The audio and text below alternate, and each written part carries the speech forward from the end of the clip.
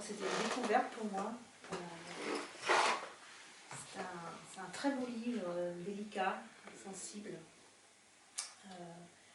C'est l'histoire d'Hélène. Alors je crois vous aviez déjà écrit sur Hélène enfant, la marraine, autour de la première séparation, l'entrée à l'école. Et donc là c'est la deuxième grande séparation, c'est l'entrée à l'internat après le certificat d'études primaires. Oh, Avant. Le certificat, c'était à 14 ans. Elle a 12 ans en fait, Hélène. Oui, on rentre à l'école à pensionnat, 11-12 ans. Et donc, c'est un livre qui s'étend sur une année, entre la fin de... Alors, je ne sais pas si c'était le CM2. On peut dire, ça correspond au CM2. La toute fin du CM2, le mois de juin, les grandes vacances, et puis jusqu'à la même période, après cette année de séparation avec la famille. Et j'ai trouvé que c'était vraiment... très délicat d'aller retrouver vraiment cette année du passage en fait entre l'enfance, elle est plus tout à fait une enfant, elle n'est pas encore une jeune fille, cette année-là où il y a la question de la séparation, toute la peur que ça peut engendrer, les pertes, et puis aussi la question du désir. Alors on voit bien le corps qui change, le corps des autres, le désir, la question des liens qui se modifient avec les parents, avec les sœurs, et puis la rencontre des amitiés, enfin des amis avec qui on peut échanger autre chose. Et puis il y a la question de l'écriture qui arrive aussi à ce moment-là, avec le cahier bleu qui est offert par sa mère dans le trousseau pour aller à l'internat. J'ai trouvé que c'était une métaphore de tous les changements de la vie, où, cette question des transformations, cette question du désir et du corps. Moi, j'ai trouvé qu'il y avait vraiment quelque chose de très, très articulé entre les deux. Voilà, c'est une écriture simple, sensible, j'ai trouvé très, très délicate, avec toute la description des petites choses, des petites choses. Je ne sais pas comment vous arrivez d'ailleurs à replonger dans l'enfance comme ça, et tous ces souvenirs, toutes ces petites choses qui en disent beaucoup. Voilà. Je trouve que ça touche beaucoup à l'universel, le style que vous avez ici, où on passe du je au elle.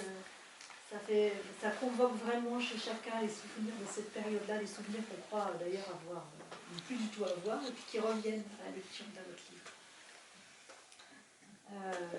Donc moi j'avais envie de lire un passage, parce que c'est aussi pas loin de Noël, et donc c'est à peu près au milieu du livre, c'est un peu une transition pour elle, où elle raconte le retour aux vacances de Noël, avec toutes ses attentes et puis aussi ses mini-déceptions. Quand elle arrive à la maison, elle a dans le cœur un trop-plein de ce qui est à dire et un creux pour la magie de la fête à venir. Ses sœurs sont contentes. On s'ennuie sans toi. On ne sait pas à quoi jouer. Dis, on commence par quoi? Comme elles sont petites, ces sœurs. Et comme elle n'a plus envie de ces jeux auxquels elles aspirent. Pourtant, elle s'oblige. On joue comme avant, presque. Elle entend. Non, c'est pas comme ça. On dirait que tu as oublié. À quoi tu joues là-bas? Elle raconte un peu, essaie de les entraîner à nouveau dans ses histoires, mais ça ne fonctionne pas. La machine est grippée. Maman a préparé un panier. Allez chercher la mousse pour la crèche. Vous vous rappelez, je suppose, où on l'a trouvée l'an dernier. Choisissez-la régulière et d'un beau vert. Mettez vos bottes et faites attention, ne tombez pas dans les fossés. Les trois plus grandes partent chercher la mousse en se donnant la main. Ça rassure maman. Sur la route, ensuite sur le chemin, elle retrouve la fraîche odeur de l'air, de l'eau, de l'herbe mouillée, et celle, plus puissante, des moisissures, des feuilles mortes qui se décomposent. On détache la mousse délicatement sans la briser. On en remplit le panier. Voici que la plus jeune est fatiguée. Elle a froid, elle pleure. Elle est désarmée devant les pleurs. C'est terminé, on rentre. Elle monte chercher la crèche remisée dans le grenier. Aperçoit la malle, pense aux insectes dans leur boîte. Elle l'ouvre. Ça sent mauvais. Des ailes et des pattes se sont détachées. Les couleurs ont pâli. Ils ont perdu leur beauté. Est-ce qu'un jour elle s'occupera d'eux? Est-ce qu'un jour elle aura envie? Oui, papa. L'an dernier, pour Noël, il a réalisé un bureau pour chacune de ses aînées. Elle disparaissait, puis on entendait des bruits inhabituels du côté de l'atelier. Il ne fallait pas aller voir, il fallait le laisser travailler tranquillement. C'était secret. À Noël, elle était restée muette devant le meuble. Il ressemblait un peu au pupitre de l'école, mais en plus beau, en plus grand. Papa était allé au-devant de son désir. Cette année, il ne bricole pas. Il est souvent à la maison. On l'entend peu. Il est devenu songeur et ses songes semblent moroses. Ce n'est plus celui de l'année dernière. On dirait qu'elle l'a perdu. Il s'est perdu. Parfois, elle regrette d'être partie. Se dit que si elle était restée dans l'école du village, il n'aurait pas changé. Elle aurait veillé. Si seulement il neigeait. Elle interroge papa. Non, cette année, il n'y aura pas de neige. Plus tard, on ne sait pas. Mais plus tard, elle ne sera pas là. Cette année, on n'ira pas à la messe de minuit à pied dans la neige. L'an dernier, c'était comme sur les cartes postales. La neige était là. Mamé était restée à la maison avec les deux petites. En franchissant le seuil, en pénétrant dans cette nuit où tout était étrange, le moment, la neige glacée après être tombée durant l'après-midi, elle avait eu l'impression d'entrer dans le ventre d'un gigantesque animal posé là pour protéger le monde. Elle se souvient de cette impression. Rien de mauvais ne pouvait survenir. On était partis sous la pâle clarté d'un quartier de lune, avec des torches électriques pour éclairer les pas. Il fallait faire attention, le sol glissait.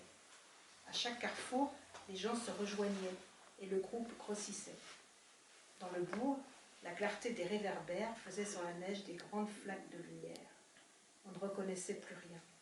C'était magique. Mais dans l'église, où s'étaient succédées 3 messes, le froid et un impérieux besoin de sommeil l'avaient engourdie. Impatiente, elle aurait préféré retrouver au plus vite la blancheur bleutée et scintillante et la marche enchantée vers la maison. Au retour, la lune avait joué à disparaître derrière des nuages. La nuit était devenue menaçante, noire et froide, alors que les pas crissaient singulièrement dans le silence. On aurait dit que l'animal colossal avait perdu son pouvoir. Cette année, il n'y aura pas de neige. Il pleuvra. Tout sera terne, tout est déjà terne. Et demain, dans les chaussures, elle sera déçue. Maman justifiera. La pension coûte cher, il faut que tu comprennes. Je suis sûre que tu comprends. Oui, bien sûr, elle comprend. Et elle voit ce qu'elle a perdu, ce qu'elle ne retrouvera jamais, même quand le soleil sera éclatant, même quand il neigera à Noël. Merci.